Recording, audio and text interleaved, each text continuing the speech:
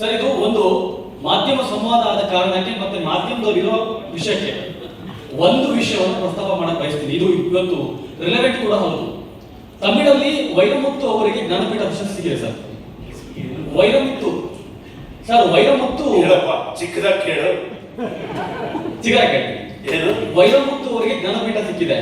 ಗೀತ ಸಾಹಿತಿಯಾಗಿದ್ರು ತಮಿಳಲ್ಲಿ. So cinema ಸಾಹಿತ್ಯ ಬೇರೆ, ಸಾಹಿತ್ಯ ಬೇರೆ.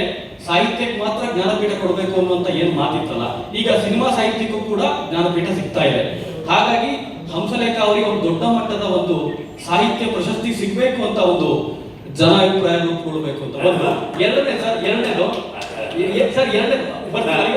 ನನ್ನ ಮಾತು ಕೇಳು. ನನಗೆ ಕವಿ ಅನ್ನೋ ಪಟ್ಟ ತೆಗೆದುಕೊಳ್ಳೋದಕ್ಕೆ ಇದಕ್ಕೆ ಫಸ್ಟ್ ಯಾಕೆಂದ್ರೆ ಒಬ್ಬನ ಕವಿ ಅಂದ ಕೂಡಲೇ ಅವನು ಬಡವರಿಂದ ದೂರ ಆಗ್ಬಿಡ್ತಾನೆ, ಶ್ರಮಿಕರಿಂದ ದೂರ ಆಗ್ಬಿಡ್ತಾನೆ, ಕಾರ್ಮಿಕರಿಂದ ದೂರ ಆಗ್ಬಿಡ್ತಾನೆ, ರೈತರಿಂದ ದೂರ ಆಗ್ಬಿಡ್ತಾನೆ. ನನಗೆ ಸಿನಿಮಾ ರೈಟರ್ ಅಂದ್ರೆ ಸಾಕು, ನನಗೆ ಕವಿ ಪಟ್ಟ ಯಾವತ್ತೂ ಬೇಡ. ಇದು ಯಾರ್ಯಾರು ಬಯಸ್ತಾರೋ ಅವ್ರಿಗೆ ಸಿಕ್ಕಲಿ. ಅವರು ಸಿಕ್ಕಿದ್ರೆ ಅವರು ಅದಕ್ಕೆ ನೈತಿಕವಾದ ಒಂದು ಬದುಕನ್ನ ಗೌರವಿಸುವಂತ ನಡತೆಯನ್ನು ಅವ್ರು ನಡೆಸ್ಕೊಳ್ಬೇಕು.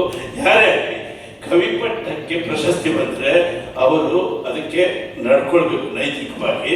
ನಾವು ಸಿನಿಮಾ ರೈಟರ್ಸು, ನಮಗೆ ಕುರಾನ್ ಬರೆಯಿದ್ರು ಬರೀತೀವಿ, ಬೈಬಲ್ ಬರೆಯಿದ್ರು ಬರೀತೀವಿ, ಭಗವದ್ಗೀತೆ ಬರೆಯಿದ್ರು ಬರೀತೀವಿ, ಸೌಂದರ್ಯದ ಮೇಲೆ ಬರಿ ಅಂತೀವಿ, ಕಾಮನ್ ಮೇಲೆ ಬರಿ ಅಂತೀವಿ. ನಮಗೆ ಫ್ರೀಡಮ್ ಇದೆ, ಅವ್ರಿಗೆ ಫ್ರೀಡಮ್ ಇಲ್ಲ. ಸೊ ನಾನು ಬಡವರ ಪರವಾಗಿರ್ತೀನಿ, ಸಿನಿಮಾ ರೈಟರ್ ಆಗಿರ್ತೀನಿ. ಈ ಪ್ರಶ್ನೆ